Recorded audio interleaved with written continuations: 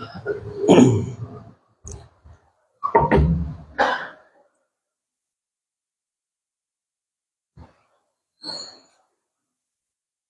الله الرحمن الرحيم. إن الحمد لله نحمده ونستعينه ونستغفره ونؤمن به ونتوكل عليه ونعوذ بالله من شرور أنفسنا ومن سيئات أعمالنا. من يهده الله فلا مضل له ومن يضلله فلا هادي له. ونشهد أن لا إله إلا الله وحده لا شريك له. ونشهد أن سيدنا ونبينا ومولانا محمدا عبده ورسوله. اللهم صل على محمد وسلم على محمد وبارك على محمد كما صليت وسلمت وباركت على إبراهيم وعلى آل إبراهيم إنك حميد مجيد. أما بعد، فقد قال الله تعالى في محكم التنزيل والفرقان المجيد بعد أعوذ بالله من الشيطان الرجيم. بسم الله الرحمن الرحيم. إن الذين يتلون كتاب الله وأقاموا الصلاة وأنفقوا مما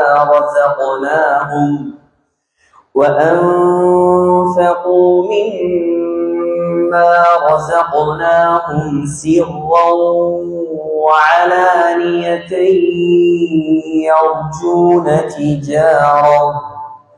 يرجون تجارة لن تبور ليوفيهم أجورهم ويزيدهم من فضله إنه غفور شكور. صدق الله العظيم. وقال النبي صلى الله عليه وسلم: لا يأتين على الناس زمان لا يبقى فيه أحد إلا أكل الربا فإن لم يأكله أصابه من غباره. رواه أبو داود والنسائي. صدق رسول الله صلى الله عليه وسلم. அளவில்லா அருளும் இணையில்லா கிருபையும் கொண்டு அகில உலகத்தை படைத்து பரிபாலித்து பராமரித்து இரட்சித்து பாதுகாத்து போஷிக்கக்கூடிய வல்ல நாயன் அல்லாஹ், அவனுக்கே அனைத்து புகழும். அல்ஹம்துலில்லாஹ். அந்த அல்லாஹ் அல்லதி خلقني فهو يهدين, அவனே என்னை படைத்தவன், அவனே எனக்கு நேர் வழி காட்டுபவன். அந்த அல்லாஹ் வல்லதி ஹுவ யுத்இமுனி வ யஸ்கீன், அவனே எனக்கு சாப்பாடு தருபவன், அவனே எனக்கு குடிபானம் தருபவன். ஃபஇதா மரிது ஃபஹுவ யஷ்ஃபீன், எனக்கு நோய் வந்தால் அவனே எனக்கு நிவாரணம் அளிப்பவன். வல்லதி யுமீதுனி சும்ம யுஹீன், இந்த உலகத்தில் என்னை மௌத்தாக்கி மறுமையில் என்னை உயிர்ப்பிக்க கூடியவன். வல்லதி அத்மஉ அன் யக்ஃபிர லீ ஹதீஅதி யௌமத்தீன், மறுமையில் என்னுடைய பாவங்களை மன்னிப்பதற்கு தகுதியான ஒரே இறைவன். குல் ஹுவல்லாஹு அஹத், அவன் தனித்தவன். அல்லாஹு ஸமத், அவன் எந்த தேவை மற்றவன். லம் யலித், அவனுக்கு குழந்தைகள் கிடையாது. வலம் யூலத், அவனுக்கு பெற்றவர்கள் கிடையாது. வலம் யகுல் லஹு குஃபுவன் அஹத், அவனுக்கு ஈடாக இணையாக ஒப்பாக உவமையாக இந்த அந்த சராசரத்தில் யாருமே கிடையாது என்பதாக சங்கையான இந்த மிம்பரில் வைத்து நான் சாட்சி சொல்கிறேன். ஸலாத் எனும் கருணையும் ஸலாம் எனும் நீரேற்றமும் நபிகுல திலகம் மனுக்குலத்தின் மகுடம் மாநிலம் போற்றும் மாமேதை உலகுக்கு வந்த உத்தமர் கருணை கடல் காரூண்ய வள்ளல் நற்குணத்தின் தாயகம் நபிகள் நாயகம் ஸல்லல்லாஹு அலைஹி வஸல்லம் அன்னவர்கள் மீதும் அன்னலம் பெருமானுடைய அழகிய வாழ்க்கை வழிமுறைகளை அடியொற்றி நடப்பதிலே அணுவளவும் நெறி பிசகாமல் அகில உலகத்துக்கெல்லாம் அழகிய முன்மாதிரியாக வாழ்ந்து காட்டிய அருமை தோழர்கள், சங்கையான மனைவிமார்கள், கியாம நாள் வரை வரக்கூடிய முஃமினான முஸ்லிமான ஆண்கள் பெண்கள் அனைவர் மீதும் உண்டாகட்டும். அல்லாஹுவால் கடமையாக்கப்பட்ட புனித ஜும்ஆவுக்காக வேண்டி நேர காலத்தோடு சமூகம் தந்திருக்கும் சங்கை மிக்க உலமாக்களே, அல்லாஹுவின் நல்லடியார்களே, கனவான்களே, வல்லவன் அல்லாஹ்வை மௌத்து வரைக்கும் அஞ்சி பயந்து தக்வாவுடன் வாழுமாறு முதலில் ஹுத்பா பிரசங்கம் நிகழ்த்தக்கூடிய எனக்கும் அப்பால் செவியேற்கக்கூடிய உங்களுக்கும் நான் உபதேசம் செய்கிறேன். இத்தகுல்லாஹ். அன்பு நிறைந்த அல்லாஹ்வின் நல்லடியார்களே, அல்லாஹ் இந்த உலகத்தில் முஸ்லிம்களாக எம்மை படைத்து சில கட்டுப்பாடுகளை விதித்து வைத்திருக்கிறான். இந்த உலகத்தில் நாம் வாழ வந்தவர்கள் ஒரு குறுகிய கால வாழ்க்கை. அந்த வாழ்க்கையில் முஸ்லிம்களாகிய நாம் நினைத்ததை போல எல்லாம் வாழ முடியாது. அந்நியர்கள், சகோதர சமயத்தவர்கள், அவர்களுடைய மார்க்கத்தில் கட்டுப்பாடுகள் இருக்குதோ இல்லையோ, அவர்கள் நினைத்ததை போல் வாழ்வார்கள். ஆனால் அல்லாஹ்வுடைய அடியார்களாகிய நாம் நினைத்தது மாறி வாழ முடியாது. அப்படி நினைத்ததை போல் வாழ்பவன் அவன் உண்மையான முஸ்லிமாக இருக்கவும் முடியாது. அல்லாஹ் இந்த இஸ்லாமிய மார்க்கத்தின் மூலமாக முழு வழிகாட்டல்களையும் நமக்கு செய்திருக்கிறான். இஸ்லாம் அரைகுறை மார்க்கம் அல்ல. இஸ்லாம் கம்ப்ரிஹென்சிவ் ரிலிஜன், பரிபூர்ணமான மார்க்கம், விசாலமான மார்க்கம். முஹம்மது ஸல்லல்லாஹு அலைஹி வஸல்லம் ஒரு மனிதன் எச்சு துப்புவதிலிருந்து, மலசலம் கழிப்பதிலிருந்து, பிரயாணம் செல்வதிலிருந்து, ஆட்சி செய்வது வரை எப்படி வாழ வேண்டும் என்பதை ஒன்று விடாமல் நமக்கு காட்டி தந்திருக்கிறார்கள்.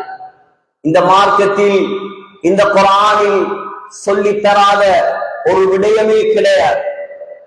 குடும்பவியல், பொருளியல், அருளியல், இல்லறம், ஆன்மீகம் எல்லா துறைகளையும் படித்து தந்து ஏக இறைவனின் அருளை பெற்று இந்த உலகத்தில் வாழ்வதற்குரிய அத்துணை வழிமுறைகளையும் ஸல்லல்லாஹு அலைஹி வஸல்லம் நமக்கு காட்டி தந்தார்கள்.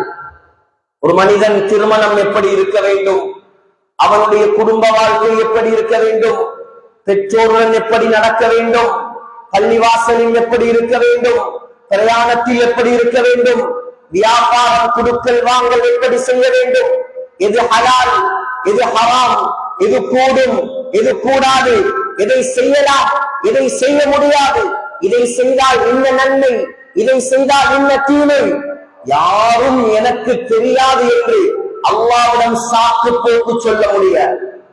சகோதரர்களே, இந்த உலகத்தில் இன்று முஸ்லிம்கள் மாத்திரமல்ல, முஸ்லிம்கள் அல்லாதவர்களும் இன்று உலக வாழ்க்கைக்குரிய ஒரு அடிப்படை தேவையாக, ஒரு அடிப்படை அம்சமாக கருதி செயற்பட்டு முயற்சி செய்து கொண்டிருக்கும் ஒரு துறைதான் பொருளாதாரம், எக்கனாமிக். சகோதரர்களே, அந்த பொருளாதாரம் இஸ்லாம் விரிவாக பேசிய ஒரு துறை. கொடுக்கல் வாங்கல், வியாபாரம், எது முடியும் எது முடியாது, எது ஏனும் எது ஏலாது, அனைத்தையும் ஸல்லல்லாஹு அலைஹி வஸல்லம் திட்டத் தெளிவாக சொன்னார்கள். இன்னல் ஹலால பையின், ஹலால் தெளிவானது, வல் ஹராம பையின், ஹராமும் தெளிவானது, வபைனஹுமா உமூரும் முஷ்தபிஹாத், ஹராத்துக்கும் ஹலாலுக்கும் இடையில் சில குழப்பமான விடயங்கள் இருக்கிறது. லா யஅலமுஹுன்ன கஸீரும் மினன் நாஸ், அதிகமான மக்கள் அதை பற்றி அறிவில்லாமல் இந்த உலகத்தில் வாழ்கிறார்கள். இன்று வியாபாரத்திலே, கொடுக்கல் வாங்கலிலே, முஸ்லிம்களுடைய வியாபார துறையிலே ஊடுருவி இருக்கக்கூடிய ஆக பெரிய, அல்லாஹ்வுடைய சாபத்தை பெற்றுத் தரக்கூடிய, அல்லாஹ்வுடைய கோபத்தை இறக்கக்கூடிய ஒரு பிரம்மாண்டமான, ஒரு பயங்கரமான ஒரு பாவம் தான் வட்டி. சகோதரர்களே, வட்டி என்பது இந்த மார்க்கம் ஸல்லல்லாஹு அலைஹி வஸல்லம் அவர்களால் 1400 ஆண்டுகளுக்கு முன்னால் தடை செய்த ஒரு பயங்கர குற்றம். சாதாரண ஒரு குற்றம் கிடையாது. ஆனால் இந்த காலத்தில் வட்டியோடு சம்பந்தப்படாதவர்கள், இந்த ஹராத்தோடு சம்பந்தப்படாதவர்கள் இங்கே குறைந்து கொண்டே செல்கிறார்கள். சகோதரர்களே, இஸ்லாம் தடுத்து விட்டால் அதை செய்வதற்கு எனக்கும் உங்களுக்கும் எந்த அனுமதியும் கிடையாது. முதலாவது இந்த வட்டி என்றால் என்ன? முதலாம் வட்டி என்றால் உங்களுக்கு விளங்குவதை போல் சொல்வதாக இருந்தால், ஒருவரிடம் நீங்கள் 1000 ரூபாய் கடனுக்காக கொடுக்கிறீர்கள். கொடுத்து திருப்பி தரும் பொழுது 1200 ரூபாய் தர வேண்டும் என்பதாக நிபந்தனை இடுகிறீர்கள். இதுதான் சுருக்கமான வட்டி. ஆனால் இந்த வட்டி, இந்த வருமானம், இந்த கடனின் மூலமாக கிடைக்கக்கூடிய வருவாய் அல்லாஹ் தடை செய்த ஒன்று. ஸல்லல்லாஹு அலைஹி வஸல்லம் தெளிவாக சொன்னார்கள், குல்லு கர்பின் ஜர்ர நஃஅன் ஃபஹுவ ரிபன். எந்த கடனெல்லாம் லாபத்தை ஈட்டி தருகிறதோ, எந்த கடனெல்லாம் பிரயோசனத்தை கொண்டு வந்து சேர்க்கிறதோ, அது அனைத்தும் ஹராம். உதாரணமாக, பணத்தால் மாத்திரமல்ல, ஒரு கடனாளியால் எந்த லாபத்தையும் நீங்கள் அடையக்கூடாது. ஒருவருக்கு நீங்கள் 1 லட்சம் கடன் கொடுத்தீர்கள். கடன் கொடுத்ததற்காக அவர் சொல்கிறார், நான் இப்பொழுது ஒரு பிரயாணம் செல்ல போகிறேன், புத்தளத்திலிருந்து கொழும்புக்கு செல்ல போகிறேன், வழியில் உங்களையும் இறக்கி விட்டு செல்கிறேன், என்னுடைய வாகனத்தில் நீங்கள் வரலாம். நீங்கள் யோசிக்கலாம், இதில் என்ன தவறு இருக்கிறது? ஆனால் இதற்கு முன்னால் உங்களோடு அவர் அப்படியான தொடர்பு இல்லாதவராக இருந்தால், கடன் கொடுத்ததற்காக வேண்டி உங்களை அவர் அவருடைய வாகனத்தில் ஏற்றினால், நீங்கள் வாகனத்தில் ஏறி செல்வதும் வட்டியாகத்தான் கணிக்கப்படும். அதுவும் ஹராம். ஒரு பிரயோசனம் அடைய முடியாது. கடன் கொடுத்த நாளிலிருந்து வீட்டில் காய்க்கக்கூடிய மாங்காவும் தேங்காவும் உங்களுடைய வீட்டுக்கு வருகிறது. இதற்கு முன்னால் அந்த பழக்கம் கிடையாது. அந்த மாங்காவும் வட்டி, அந்த தேங்காவும் வட்டி. இஸ்லாம் இதை முழுதாக வன்முறையாக கண்டிக்கிறது, முழுமையாக தடை செய்கிறது. நீங்கள் கேட்கலாம், 2வது விடயம், முதலாவது வட்டி என்றால் என்னவென்று நான் சொன்னேன். 2வது விடயம், அல்லாஹ் ஏன் இதை தடுத்திருக்கிறான்? அல்லாஹ் எதற்காக வட்டியை தடை செய்திருக்கிறான்? நீங்கள் கேட்கலாம். சகோதரர்களே, இமாம் ஃபக்ருத்தீன் ராஸி அத்-தஃசீருல் கபீர் உலமாக்களால் தலைக்கு மேல் தூக்கி வைத்து கொண்டாடப்படும் ஒரு தஃசீர் தான் மஃபாத்திஹுல் கைப் அத்-தஃசீருல் கபீர். அதிலே 4 காரணங்களை எடுத்திருக்கிறார்கள். வட்டி ஹராமாக்கப்பட்டதற்குரிய காரணம். முதலாவது நன்றாக விளங்குங்கள், வட்டியில் மனிதாபிமானம் இல்லை. மனிதாபிமானம் வட்டியில் கிடையாது. நீங்க சும்மா உட்கார்ந்து கொண்டு உங்களிடம் மேலதிகமாக இருக்கக்கூடிய பணத்தை அவருக்கு கொடுத்துவிட்டு, அவர் தேவைக்காக விற்றவரிடமிருந்து மேலதிக பணம் எதிர்பார்ப்பது மனிதாபிமானத்துக்கு மாற்றமானது. அது இஸ்லாத்தில் தடை. இதனால் வட்டி ஹராம். 2வது சோம்பேறித்தனம். இந்த மார்க்கம் கஷ்டப்பட்டு சிரமப்பட்டு ஹலாலாக உழைப்பதை வலியுறுத்தக்கூடிய ஒரு மார்க்கம். கைத்தொழிலுக்கு முக்கியத்துவம் கொடுக்கும் மார்க்கம். வட்டியின் மூலமாக மக்கள் கஷ்டப்பட்டு உழைப்பது, சிரமப்பட்டு சம்பாதிப்பது தடைப்பட்டு போகிறது. உதாரணமாக, கூலி தொழில் செய்கிற ஒருத்தர் இருக்கிறார். அவரிடம் 10,000 ரூபாய் இருக்குது. அவரை கூப்பிட்டு சொல்றாங்க, 10,000 ரூபாய்த்தான், அடுத்த மாசம் 15,000 ரூபாய். அவன் தொழிலுக்கு போவான். இப்படி சல்லி இருக்கக்கூடிய எல்லாரும், பணம் இருக்கக்கூடிய எல்லாரும் காசு இருக்கக்கூடிய எல்லாரும் என்ன செய்வார்கள்? அவர்களுக்கு ஏற்ற மாதிரி வட்டிக்கு கொடுத்து விட்டு அவர்களுடைய வீட்டிலே சர்வசாதாரணமாக தாம்பீகமாக சொகுசாக உட்கார்ந்திருப்பார்கள். இதுவும் மார்க்கத்தில் தடை. மூணாவது சகோதரர்களே, ஏழைகளின் சொத்தை சுரண்டுவது இந்த வட்டியில் இருக்கிறது. சத்தத்தை கொஞ்சம் கூட்டுங்க. ஏழைகளின் சொத்தை சுரண்டுவது வட்டியில் இருக்கிறது. என்ன சொத்து? இவர் சும்மா இருக்கிறார், இவரிடத்திலே அல்லாஹ் பணத்தையும் வசதியையும் வாய்ப்பையும் அல்லாஹ் கொடுத்திருக்கிறான். இந்த நேரத்தில் ஒருவன் வருகிறான், அவனுடைய மனைவி ஆஸ்பத்திரியில், அவனுடைய மகளுக்கு சோமில்லை, அவன் கடனாளி, அவன் நோயாளி, அவன் ஏழை, அவன் வறியவன். இதனால் அவன் கடன் எடுக்க வருகிறான். இவர் சும்மா இருந்து கொண்டு அவனுக்கு கடனை கொடுத்துவிட்டு இவரிடம் இருக்கக்கூடிய மேலதிகமான பணத்தை கடனாக கொடுத்துவிட்டு அவர் கொடுக்காவிட்டாலும் அந்த பணம் அவரிடம் சும்மாதான் இருக்கும். அப்படி இருக்கும் பொழுது அவர் என்ன செய்கிறார்?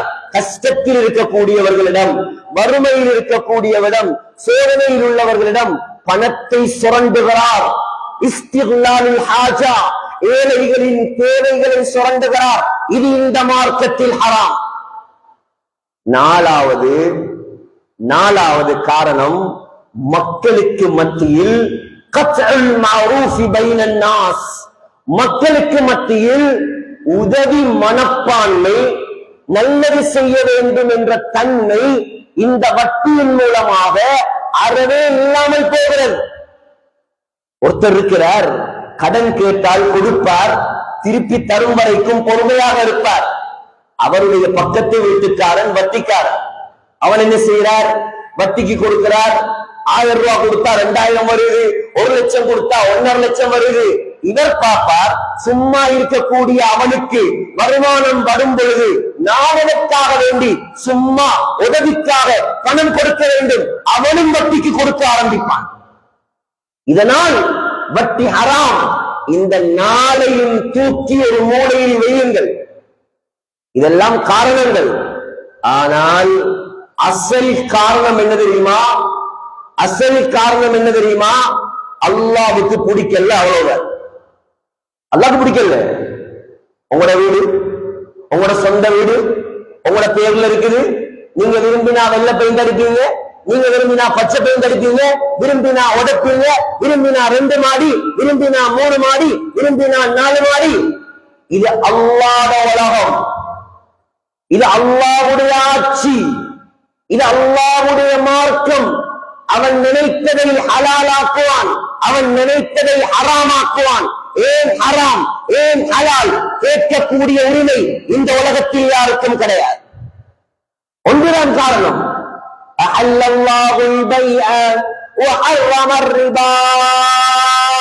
அல்லாஹ் சொல்லிவிட்டான் வட்டி ஹராம், வியாபாரம் ஹலால். அல்லாஹ் ஹராமாக்கி விட்டான், எழுதி விடாதீர்கள். சகோதரர்களே, இந்த காலம் என்ன தெரியுமா?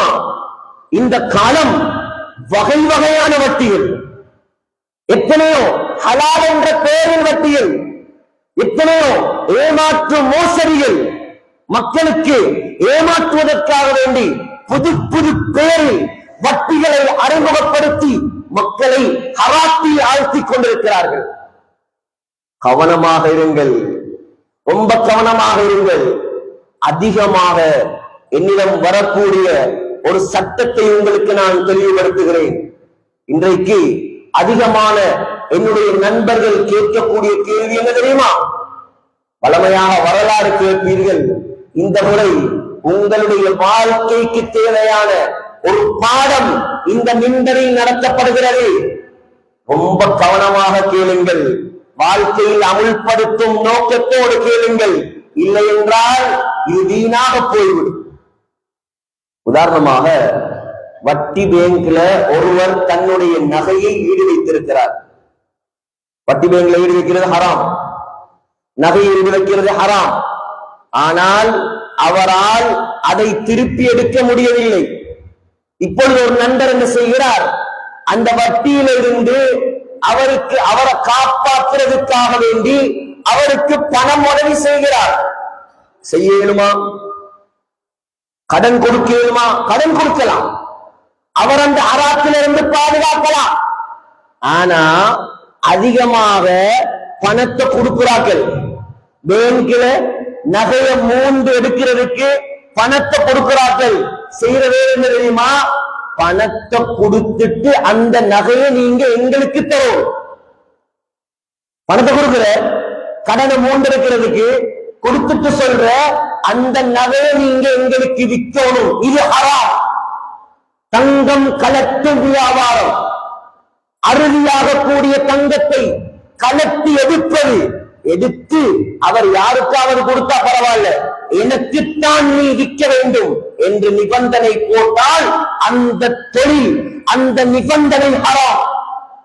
இன்னைக்கு அதிகமானவங்க அது செய்யறாங்க. அதிகமானவங்க செய்யறாங்க. ஒன்று ரெண்டு அல்ல, இன்னும் ஒன்று என்ன தெரியுமா? பல சூரத்துகள் அரை மணி நேரம் 3/4 மணி நேரம் கொத்துமாவி அனைத்தையும் எனக்கு சொல்லி முடிக்க முடியாது. இவர் சும்மா இருக்கிற ஒருவர்கிட்ட இன்வெஸ்ட்மெண்ட்டுக்கு பணம் கொடுக்கிற 50 லட்சம் நீங்க வியாபாரம் செய்யறீங்க. அப்துல் ரஹ்மான் ஆஜியார் வியாபாரம் செய்யறார். இப்ப நான் கொடுக்கிறேன் 50 லட்சம் பணம் அவருக்கு கொடுத்து சொல்றேன், லாபத்துல பங்கு தரும். இது அனுமதி இருக்கா? மார்க்கத்துல இருக்கு. எப்படி பங்கு தரும்?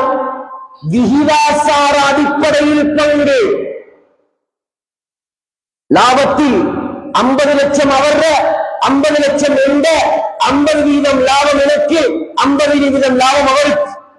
அதே போல நஷ்டம் வந்தாலும் அதையும் பொறுப்பெடுக்கிறேன். இன்றைக்கு ஒரு சிலர் வியாபாரம் எப்படி தெரியுமா? 50 லட்சத்தை கொடுத்து சொல்ற, எனக்கு மாசம் 1 லட்சம் ரூபாய் நீங்க ப்ராஃபிட் தரணும். பச்சஹரா. இதுக்கு அனுமதி. தொகையை குறிப்பிட்டு சொல்வதற்கு உங்களுக்கு அனுமதி இல்லை. கூடும் குறையும், லாபம் வரும் நஷ்டம் வரும், ரெண்டையும் பொறுப்பெடுப்பதற்கு நீ தயாராக இருந்தால்தான் முபாரபா பங்குடைமை வியாபாரத்தில் நீ இறங்க வேண்டும். இன்னும் ஒரு சிலர் தங்கத்தை கடனுக்கு வாங்குற. தங்கம் ஹராம். ஒரு நிமிஷம் கூட தங்கத்தை கடனுக்கு வாங்கவோ விற்கவோ இந்த மார்க்கத்தில் அனுமதி கிடையாது. உதாரணமாக நகை வாங்க போறார், 5 லட்சம் ரூபாய் நகை, 4 லட்சம் தான் கையில் இருக்கு. நகைக்கடைக்காரர் இவருடைய நெருங்கிய நண்பர் சொல்றார், 4 லட்சத்தை வைங்க, நாளைக்கு காலையில இல்ல இன்றைக்கு அந்தியில இல்ல இன்னும் 2 ஹவர்ல இல்ல இன்னும் 1 ஹவர்ல பணத்தை தருகிறேன் என்று சொல்லி வியாபாரம் தங்கத்தை கடனுக்கு எடுக்க முடியாது. தங்கத்துடைய வியாபாரம் நேரடியாக இருக்கும்.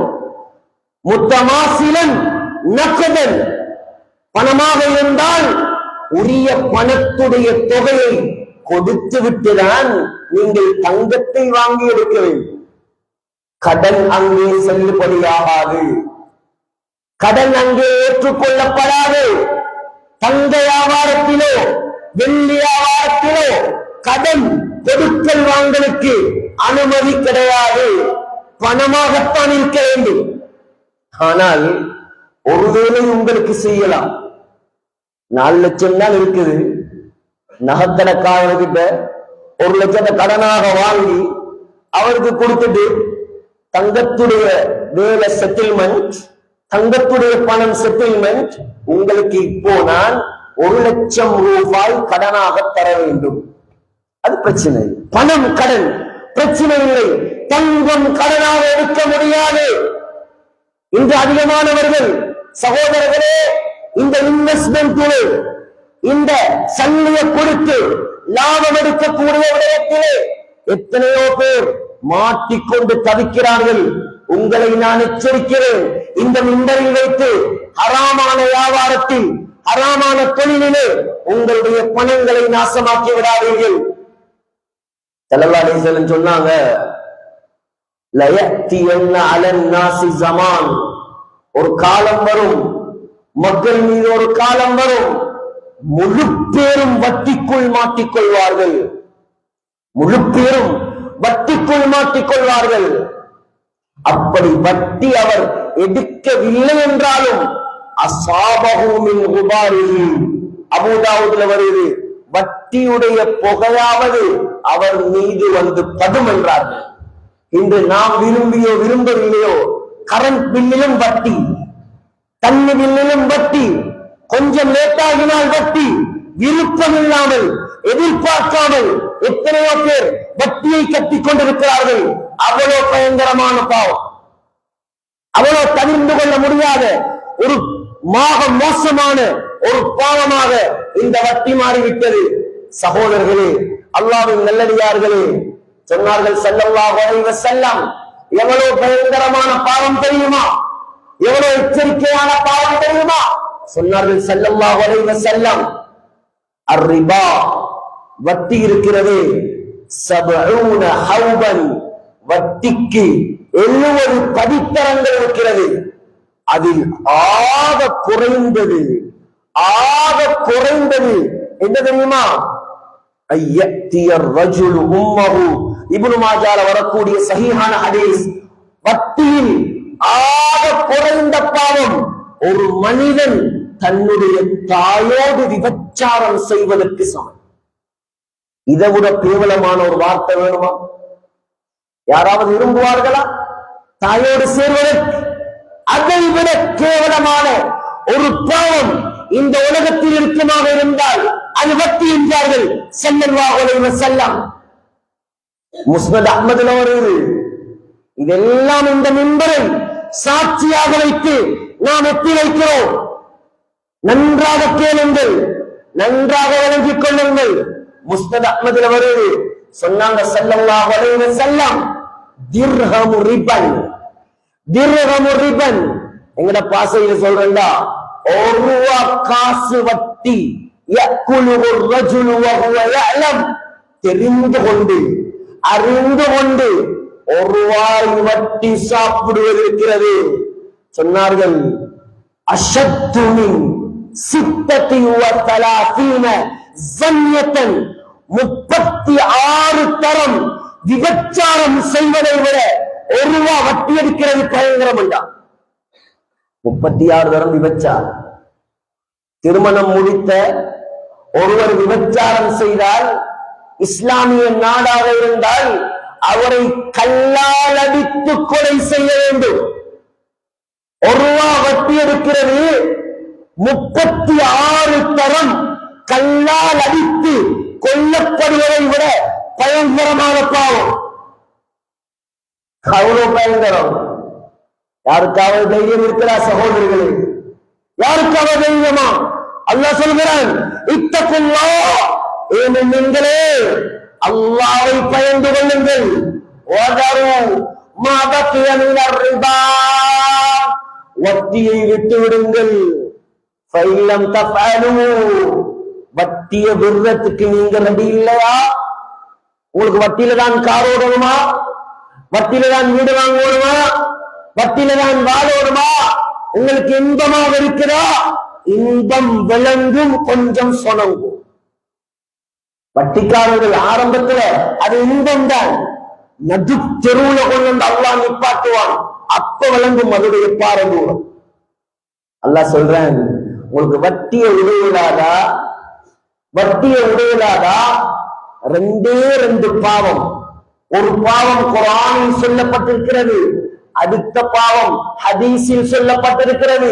இந்த 2 பாவத்தையும் செய்தால் அல்லாஹ் சொல்கிறான், என்னோடு யுத்தம் செய்வதற்கு நீங்கள் தயாராகுங்கள். ஒரு பாவம் வட்டி, அடுத்த பாவம் அல்லாஹ்வுடைய நல்லடியார்களோடு விரோதம் பாராட்டுவது.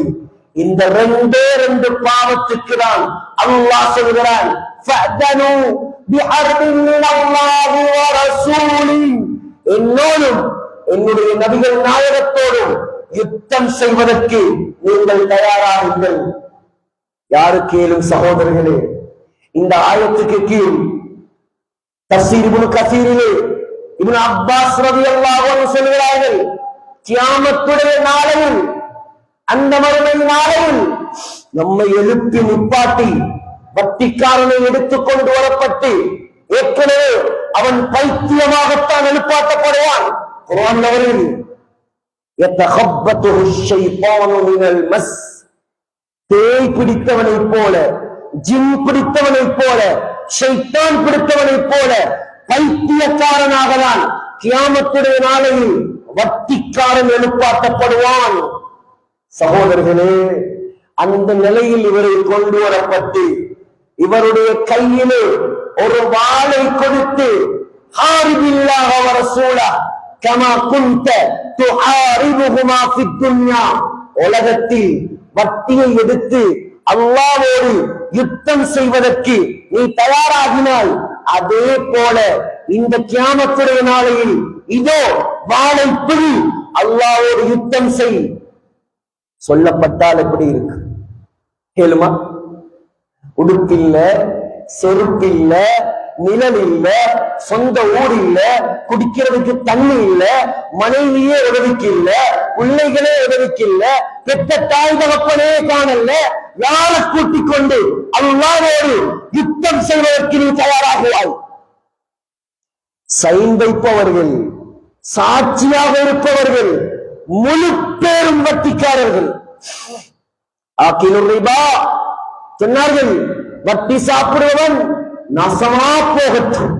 நான் அல்ல, ஸல்லல்லாஹு அலைஹி வஸல்லம் சொன்னார்கள், வட்டிக்கு கொடுப்பவன் நாசமா போகட்டும்.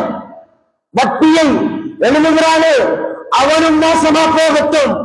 வட்டிக்கு சாட்சியாக வருகிறானே அவனும் நாசமா போகட்டும். யார் வட்டி கடைகளில் வட்டிக்கு சைன் வைக்கிறீங்களோ, உங்களை எச்சரிக்கிறேன், நீங்கள் அல்லாஹ்வோடு யுத்தம் செய்வதற்கு சைன் வைக்கிறீர்கள். லேசான சைன் அல்ல. ஒரு சிலர் கட்டடங்களை கட்டி வட்டி கடைகளுக்கு வாடகை கொடுத்திருக்கிறாங்க.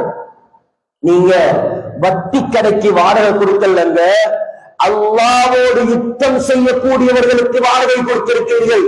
உங்களுக்கு வரக்கூடிய வருமானம் பச்சாரம். ஆகையால் இதனுடைய எச்சரிக்கை பயங்கரமானது, ரொம்ப மோசமானது.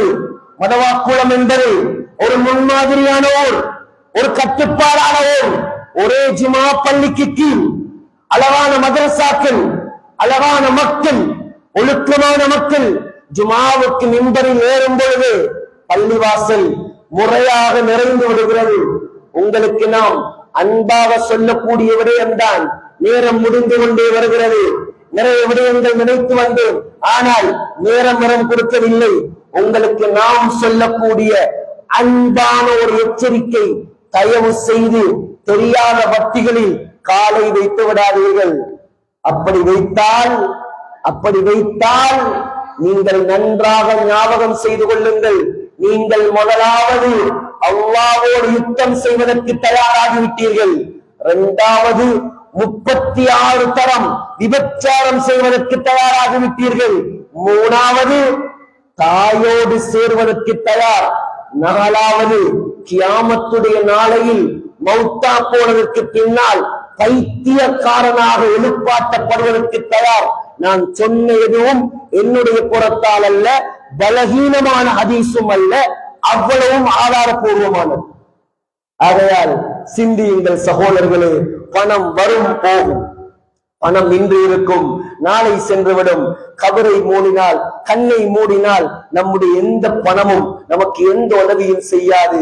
அல்லாஹ்வுக்காக வாழுங்கள், அல்லாஹ் சொன்ன முறையில் வாழுங்கள், தொழுகைகளை பேணுங்கள், ஹராத்தை விட்டு விடுங்கள், பள்ளிவாசலுக்கு நேரம் கொடுங்கள், ஹலாலாக சம்பாதியுங்கள், வட்டி பொழப்பு நடத்தாதீர்கள், வட்டியில் இன்பம் காணாதீர்கள். அல்லாஹ் அழிப்பேன் என்று சொன்னால் அழித்தே தீருவான், அதில் எந்த சந்தேகமும் கிடையாது. உலமாக்களை அணுகுங்கள். தெளிவில்லை என்றால் தயவு செய்து உங்களுடைய வியாபாரத்தை முழுமையாக சொல்லி, எத்தனையோ உலமாக்கள் இருக்கிறார்கள், எத்தனையோ மதரசா மாணவர்கள் இருக்கிறார்கள், சிறப்பான உலமாக்கள் இருக்கிறார்கள், அணுகி உங்களுடைய வியாபாரத்தை கொஞ்சம் சொல்லுங்க. இதுதான் என்னுடைய வியாபாரம், நான் செய்யக்கூடிய வியாபாரம் ஹலாலா ஹராமா வட்டியா கேளுங்கள் தீர்க்குங்கள். ஏன் தெரியுமா? கியாமத்துடைய நாளையில உங்களோட தொழிலால மாற்றிக்கொள்வது நீங்க மட்டுமல்ல, உங்களோட மனைவி, உங்களோட பிள்ளை, உங்களோட தாய், முழு பேருக்கும் ஹராத்தை சாப்பிட கொடுத்தால் அவ்வளோ பேரும் கியாமத்துடைய நாளையில் உங்களுக்கு எதிராக வருவார்கள். ஆகையால் சகோதரர்களே, யாராவது அப்படி இருக்க மாட்டீர்கள். யாராவது வட்டியில் தொடர்பில் இருந்தால் தயவு செய்து இந்த ஜுமாவை முடித்துவிட்டு வீடு செல்வதற்கு முன்னால் இந்த பள்ளியிலேயே 2 ரக்காத் தொழுது வட்டிக்கு தௌபா செய்து விடுங்கள். தௌபா செய்துவிட்டு வீட்டுக்கு செல்லுங்கள். சகோதரர்களே, அல்லாஹ்வுக்காக விடுங்கள்.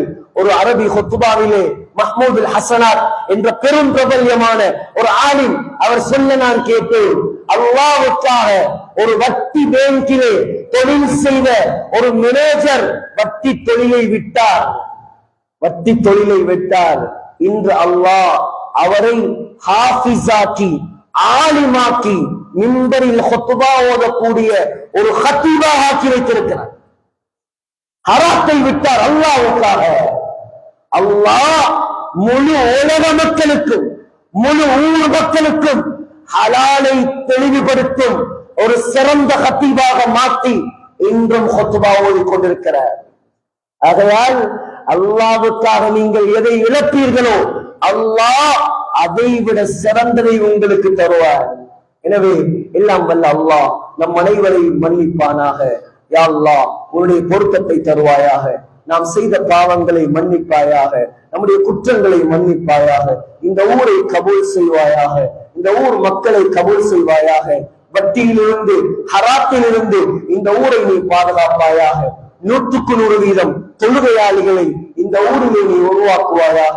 கியாமத்து நாள் வரைக்கும் முழு நாட்டுக்கும் முன்மாதிரியான ஒரு முஸ்லிம் ஊராக இந்த மதவாக்குலத்தை நீ கபூல் செய்வாயாக. இங்கே இருக்கக்கூடிய உலமாக்கள், நிர்வாகிகள், ஊர்வாசிகள், வாலிபர்கள், ஆண்கள், பெண்கள் அனைவரையும் உனக்கு பொருத்தமானவர்களாக நீ கபூல் செய்வாயாக.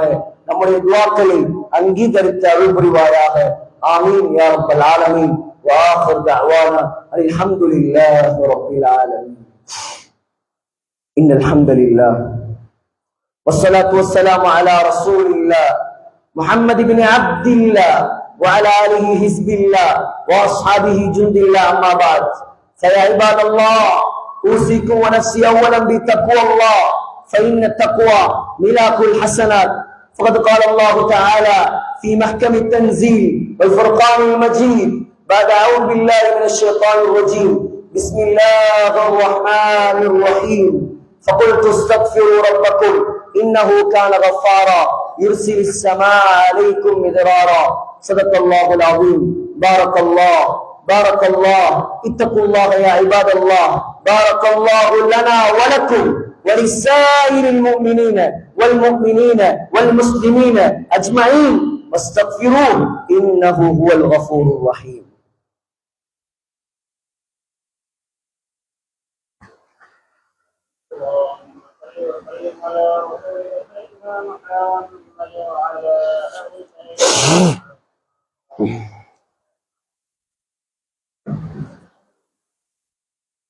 إن الحمد لله الذي هدانا لهذا وما كنا لنهتدي لولا أن هدانا الله.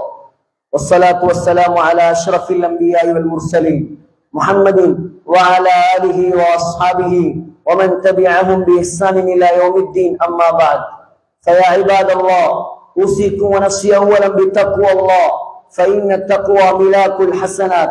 فقد قال الله تعالى في كلامه القديم والفرقان المجيد بعد أعوذ بالله من الشيطان الرجيم بسم الله الرحمن الرحيم ويمددكم بأموال وبنين ويجعل لكم جنات ويجعل لكم أنهارا.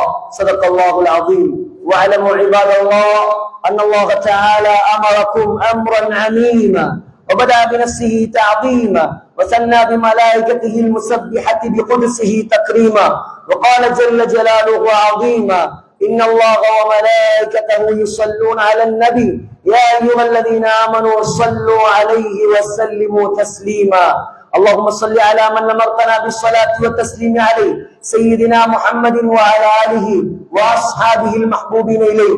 اللهم ارض عن ساداتنا أبي بكر الصديق صاحب الغار، وعن عمر بن الخطاب سيد الأغرار، وعن عثمان ذي النورين شهيد يوم الدار، وعن علي المرتضى قاتلة الكفرة والفجار، وعن البقية الستة المبشرة بالجنة دار القرار، ساداتنا سعد وسعيد وعامر وطلحة والزبير وعبد الرحمن وهم الأبرار، وعن سيدنا حمزة والعباس عمي نبيك المختار، وعن سيدنا الحسن والحسين، وعن أمهما فاطمة الزهراء بنت سيد الأخيار، وعن المهاجرين والأنصار، وعن التابعين والأنوار. اللهم اغفر للمؤمنين والمؤمنات والمسلمين والمسلمات. اللهم اعز الاسلام والمسلمين واذل الشرك والمشركين ودمر اعداء الدين. اللهم ادفع عنا الغلا والوباء والربا والزنا والزلازل والمحن وسوء الفتن ما ظهر منها وما بطن برحمتك يا ارحم الراحمين.